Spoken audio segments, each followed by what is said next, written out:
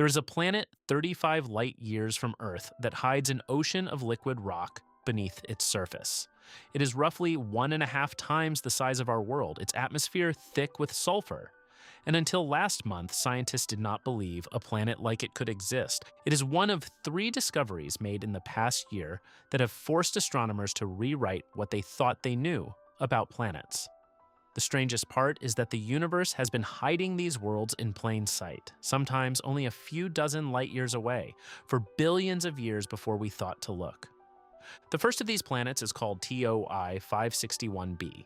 It orbits a star slightly smaller and cooler than our Sun, at a distance of less than 1 million miles. That places it at 1/40th of the distance between Mercury and our Sun. A full year on this planet, one complete orbit around its star, takes just over 10 hours. It is roughly 1.4 times the radius of Earth. Because it sits so close to its star, one side is permanently locked, facing that star, baking under temperatures hot enough to melt rock. For decades, the assumption about planets like this was that they could not hold an atmosphere. Stellar radiation should strip away any gas almost instantly, leaving behind a bare, scorched piece of rock. In May of 2024, the James Webb Space Telescope observed this planet for 37 hours straight, watching it complete 4 full orbits. It found an atmosphere, a thick one. The planet was distributing heat across its surface in a way only an atmosphere could explain. Beneath it, almost certainly, sits a global ocean of magma. Researchers now describe it as a wet lava ball, a planet that should be a dead rock, but is instead alive with churning, molten chemistry. The implication is that atmospheres can exist in places previously dismissed entirely, and the map of where life might one day be possible has expanded. The second discovery is stranger still. Its name is PSRJ 2322-2650b. It is roughly the same mass as Jupiter, but it does not orbit a normal star. It orbits a pulsar, a rapidly spinning neutron star with the mass of our entire Sun crushed into an object the size of a city. The planet sits about 1 million miles from this dead, spinning remnant.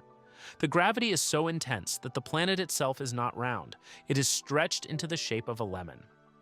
When James Webb examined it, the team's first reaction, in the words of the principal investigator from the University of Chicago, was, "What the heck is this?" The atmosphere is unlike anything previously observed. It is dominated by helium and carbon, with soot clouds drifting through it. Deep inside the planet, those carbon clouds are believed to condense and form diamonds. A lemon-shaped world, orbiting a city-sized stellar corpse, raining diamond dust into its own interior. It is a real object observed with a real telescope in our own galaxy. The third discovery may matter most for our understanding of life in the universe. The planet L98-59d sits 35 light years away, which by cosmic standards is the next street over. It is about 1.6 times the size of Earth. Until March of this year, scientists would have placed it into one of 2 existing categories, either a rocky world with a hydrogen atmosphere or a water world covered in deep oceans. It fits neither. Data from Webb, combined with 5 billion years of computer modeling of how the planet evolved, points to something new. Its mantle is a global magma ocean thousands of kilometers deep, locking enormous quantities of sulfur inside its interior. Above that ocean of molten rock sits a thick atmosphere rich in hydrogen sulfide. The lead researcher from Oxford put it plainly: the categories astronomers currently use to describe small planets may simply be too simple. 3 planets, 3 different kinds of strange, all discovered or properly understood within the last 12 months. The reason we know about any of them is that we built a telescope, parked it 1 million miles from Earth, and kept it cold enough to detect the faintest infrared signals from worlds light years away. James Webb is not simply taking sharper images than Hubble, it is rewriting what is possible. Worlds that should not have atmospheres do. Planets that should not exist do. Categories thought to be complete are not. While this has been unfolding in deep space, something equally significant has been happening in the deepest part of our own planet. In March of this year, researchers announced the discovery of 24 new species of amphipod, a kind of small crustacean in a region of the Pacific Ocean called the Clarion-Clipperton Zone. The zone covers 6 million square kilometers between Hawaii and Mexico and remains one of the least understood ecosystems on Earth. 24 new species would be remarkable on its own. Inside the announcement was something almost no biologist gets to say in their entire career. They had also identified a new superfamily. The tree of life can be pictured as a vast branching diagram. Species are the smallest twigs at the ends. Genus, family, order, and class are progressively larger branches. A superfamily is a major limb. New species are described regularly. New superfamilies almost never are. The lead researcher described it as the most exciting thing in her career, and the comparison is straightforward. It is the equivalent of an explorer walking into a forest studied for 100 years and finding an entirely new kind of tree. A separate study, also conducted in the Clarion-Clipperton Zone, mapped 788 species at 4,000 meters of depth, most of them previously unknown.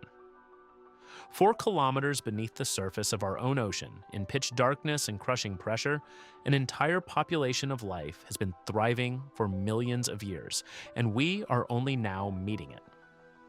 The pattern continues further into the past.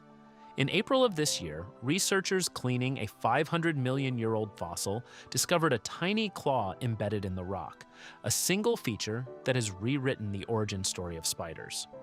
Around the same time in southwest China, a fossil bed revealed that complex animal life appeared on Earth millions of years earlier than previously believed.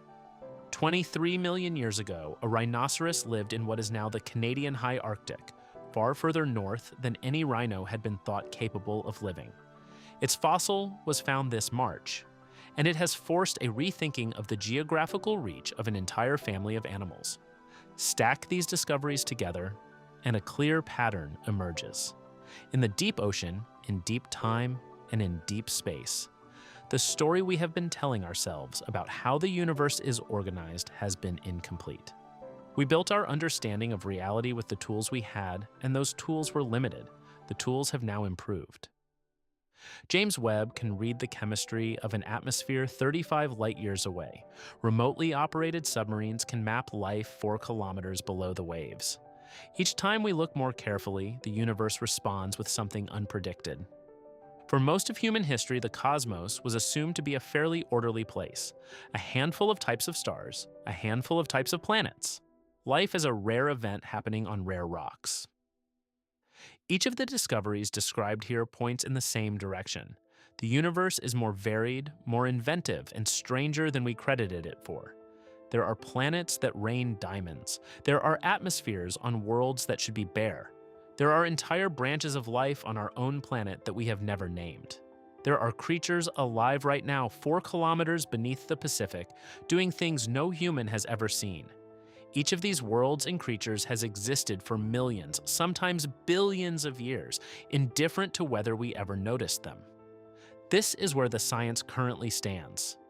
Astronomers now have strong evidence that rocky planets can hold atmospheres in conditions previously thought impossible. They have identified at least one planet whose composition fits no existing category, and suspect it represents an entire class of worlds yet to be cataloged. They have observed atmospheres being stripped from planets in real time, providing the first direct view of how worlds change over their lifetimes. On Earth, marine biologists estimate that around 90% of the species in the Clarion-Clipperton Zone alone remain unnamed. Paleontologists are pushing the timeline of complex life backwards by millions of years with each new fossil bed. The pace of these discoveries is accelerating. What remains unresolved is almost everything that comes next. The formation of the Diamond Pulsar planet is not understood. The number of sulfur worlds, like L98-59d, scattered across the galaxy is unknown. The other branches of life still hidden in the unexplored ocean are unknown. How many of the textbook categories will survive the next 10 years of observation is also unknown. What is known is that the universe we thought we lived in, neat, predictable, and sorted into categories, was always a placeholder. The real one is older, stranger, and more alive than was imagined. Every telescope pointed outward, every submarine lowered downward, and every fossil cleaned with patience is slowly revealing the version of the cosmos that was always there.